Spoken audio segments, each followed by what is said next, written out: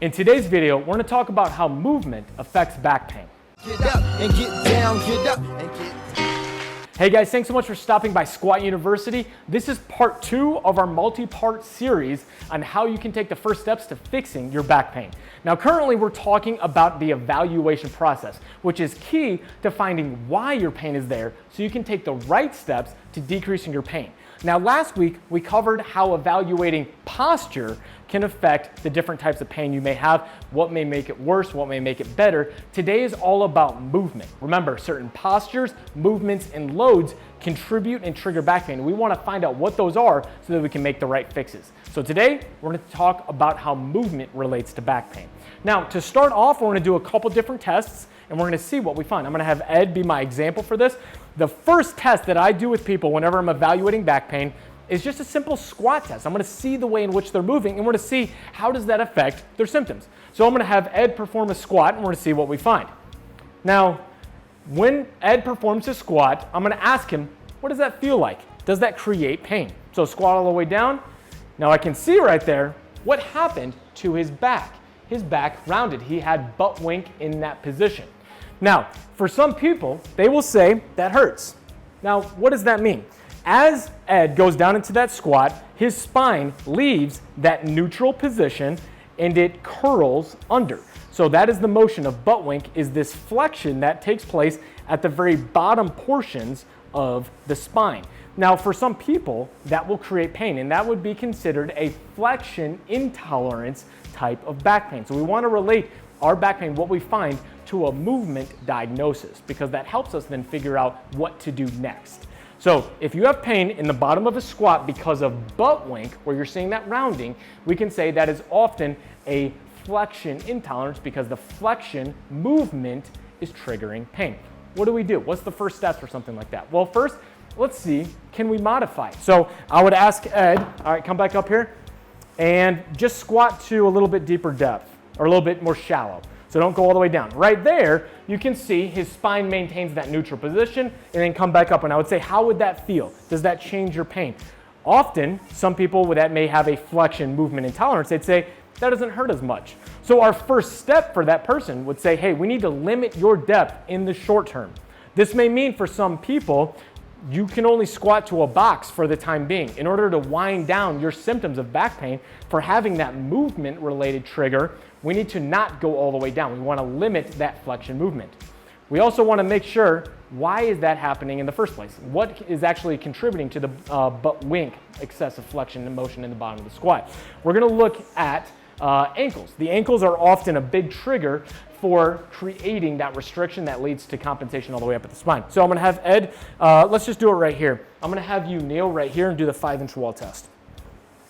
So you're going to find a wall, end of the rig, and thumb and a fist away from the edge of the wall. That's roughly 5 inches. I'm now going to have him square with his hips, drive his knee forward over his toe, and see, can he hit his knee to the wall without his heel popping off the ground. So we're measuring the amount of ankle dorsiflexion or ankle mobility he has. Obviously you can see Ed is unable to make it all the way to the wall.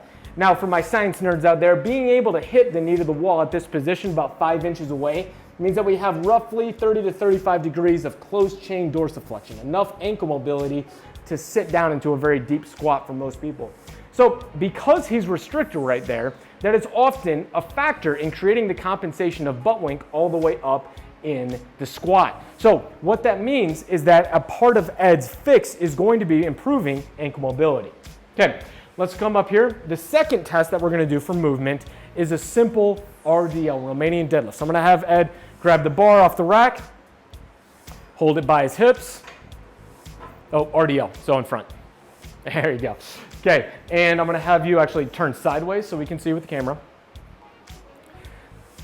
There we go. Okay, now from here, I'm going to have him perform an RDL. So I'll just say, push your butt back, down, and then back up. Basically, in the evaluation process, I'll just say, I want you to let that bar travel down your legs. I want to see how you're moving. Don't cue them. See how they actually move. Now, during this process, I'd say, how do you feel? Do you have any pain? And at what parts do you have pain? Do you have pain on the way down? Or do you have pain on the way up? And then also look what's happening at the spine. As he goes down, is his back rounding. So that would be more of a flexion related movement category. If he has pain that is triggered on the way up, that's through the movement of extension. The first thing we want to do is see, can we modify that? Can I get him to move directly about his hips and change the amount of pain he has? So I'd say, from here, what I want you to do, brace your core, move completely about your hips, and don't let that spine move at all. Keep it completely neutral. What does that do? Can I change his pain? Right there, we know that we can modify. A lot of times people, by just using those simple cues, we can modify the type of pain that person has. That means that that's going to be a very important part of the fix of their pain, is by changing the way in which they're moving. Now let's set the bar down. Another helpful cue for someone that is having pain in that type of forward bending motion or movement is performing a single leg RDL. This is usually going to be one of the exercises they perform. So do a single leg RDL for everyone right here. This will be an excellent rehab exercise for a lot of people in back pain. But some people, when they go through this motion, it's very, very difficult for them to maintain that neutral spine, and their back will round or overextend during the simple rehab exercise. So a cue that you can use is to grab a band, doesn't need to be a very thick band, and you're gonna set it from the shoulder all the way down. And this is gonna cue that person to move entirely about the hips. So my cue for them as they squat down is to keep this band completely taut. And you can see now they have a much better line from the head all the way down.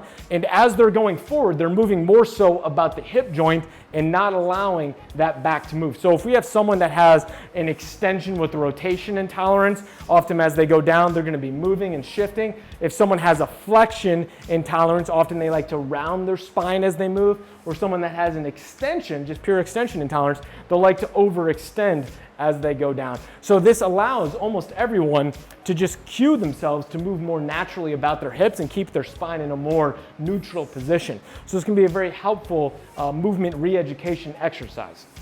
So that is the end of today's video. Again, this is part 2 of our Fix Your Back Pain series.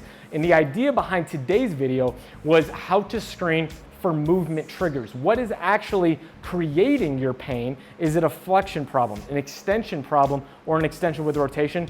And what different steps can we take to start the actual healing process? And understanding the why behind your pain is going to be very, very helpful as we get down eventually to talking about some more fixes. So hope you guys liked today's video. If you have any questions about the entire screening process, let me know in the comment section below.